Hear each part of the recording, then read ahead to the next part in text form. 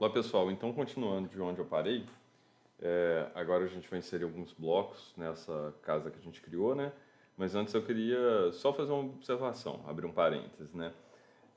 Na aula presencial nós estamos usando o SketchUp Make 2017.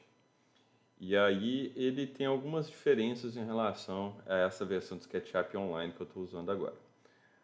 A primeira delas é que em qualquer momento nesse SketchUp Make 2017 eu consigo trocar a unidade que eu estou utilizando no meu modelo. Já no SketchUp Online isso não é possível. Então no SketchUp Online a gente tem que definir a unidade que nós estamos usando quando a gente abre um novo arquivo. Aí é possível a gente selecionar um arquivo que a gente utilize metros como unidade ou centímetros. No meu caso, quando eu abri esse arquivo, eu selecionei a unidade metros, então eu não consigo fazer a conversão e usar centímetros novamente. Normalmente essa função ela fica no SketchUp Make em janela, informações do modelo, e aí eu vou ter uma aba que chama unidades. Aí eu consigo selecionar a unidade. Aqui, ó, vocês podem observar que no SketchUp Online eu não tenho essa opção. Então, essa é uma das diferenças. Eu não consigo alterar a unidade com o meu desenho de curso, né? E também ele separa as casas decimais, como eu comentei anteriormente, com ponto e não com vírgula. Mas ok, vou fechar meu parêntese aqui agora e vamos voltar para o assunto da nossa aula. Então nós vamos inserir blocos aqui. E aí a gente tem uma ferramenta específica para isso, ela fica aqui do lado direito da nossa tela e ela chama componentes. Eu clico, ela abre essa aba aqui que chama 3D Warehouse.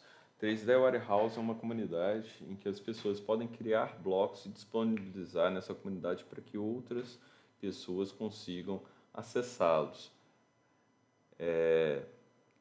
E aí ela tem muito mais coisas se a gente digitar o termo de pesquisa em inglês, mas se a gente digitar o termo de pesquisa em português, a gente acha algumas coisas também.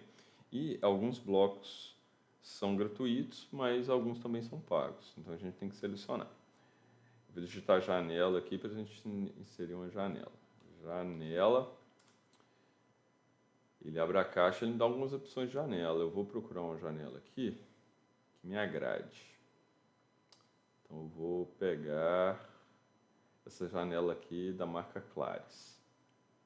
Baixar ela. Seu download. Ela vai baixar o modelo. E eu consigo carregar ela aqui, ó. Ela já apareceu aqui na minha tela. E ela vem na forma de um componente. Eu ainda vou ensinar vocês a trabalhar no componente na aula seguinte, mas eu só vou adiantar uma coisa aqui. Para a gente abrir um componente, a gente clica 2 vezes rápido nele. Vai abrir uma caixa tracejada em volta dele e eu consigo editá-la. Aí nesse caso aqui eu vou tirar essa parte da parede que eu só preciso da janela. Depois de 2 cliques fora, eu consigo visualizar só a minha janela agora. Eu vou mexê-la de lugar, né? Vocês já aprenderam a usar essa ferramenta, a ferramenta de mover. Então, eu seleciono o objeto, clico em M e clico em algum ponto para ser meu ponto de referência para eu movê-lo. Então, eu estou movendo ele para cá. Depois que eu movi, ó, ele não está no plano correto da minha parede, né? Eu vou ter que rotacioná-lo. Para rotacioná-lo, eu vou usar a ferramenta de rotacionar ou rotate, e para isso eu vou clicar na letra Q. E aí o meu cursor vai virar um transferidor. E aqui eu quero girá-la no eixo azul, que é esse eixo que está aqui. Mas eu consigo girá-la em qualquer eixo. Eu só tenho que aproximar o meu cursor de uma superfície que esteja perpendicular ao eixo que eu quero girar. E aí eu posso usar o Shift para fixar naquela posição. Por exemplo, eu estou aqui no perpendicular ao eixo verde, né? Então, se eu clicar, deixa eu pegar uma outra referência aqui, ó, perpendicular ao eixo verde. Se eu clicar no Shift, eu consigo fixar. E aí eu clico, ele vai ficar preso naquele ponto ali, eu consigo girar no eixo verde. Mas não é isso que eu quero fazer, eu quero eixo azul. Então, vou aproximar aqui de um plano, perpendicular ao eixo azul, seguro o Shift, clico aqui para fixar o transferidor, busco um ponto de referência e giro. Eu posso também digitar um valor, como por exemplo 90 graus, mas eu posso usar um ponto de referência. Aqui eu vou usar só esse ponto de referência, cliquei. E aí, eu tenho um problema aqui que a minha janela ela está maior do que o buraco que eu tenho para colocar ela. Aí eu vou usar uma outra ferramenta, que é a ferramenta de Scale. Então, vou clicar em S, de escala, né? E aí, assim que eu selecionei o objeto, cliquei em S, ele abre esses pontos de edição. E aí, ó, por exemplo, se eu pegar isso aqui, ele pega esse canto da parte da frente e da parte de trás da janela. Se eu quiser alterar o tamanho dela proporcionalmente, eu tenho que pegar esses pontos do meio. Ó. Então, clicar nesse aqui e coloquei ele aqui em posição. Essa outra janela minha é uma janela exatamente igual, né? Então, posso copiar ela para esse local. Então, clico em M, que é a ferramenta de mover, né? Selecionei e cliquei em M. Se eu apertar o Ctrl, vai aparecer um mais do lado do meu cursor. Aí, isso significa que além de copiar, que além de mover, ela vai mover copiando, né? Então, eu posso apertar o Ctrl de novo e desliga, mas para copiar, eu tenho que estar com o Ctrl acionado, ó, o mais do lado ali. Cliquei num ponto, meu cursor vai ficar preso nesse ponto. É muito importante a gente saber selecionar bem o ponto de referência. Cliquei aqui e já tem minhas duas janelas, ok? Então, consigo fazer cópias. Vou fazer uma outra cópia aqui só para vocês verem uma coisa. Então, ó, cliquei 3 vezes para selecionar tudo, né? Isso aqui não é um componente. Clique em M, estou movendo. Apertei Ctrl, estou copiando. E assim que eu fizer a primeira cópia, vamos imaginar que eu quero fazer múltiplas cópias. Então, fiz a primeira cópia.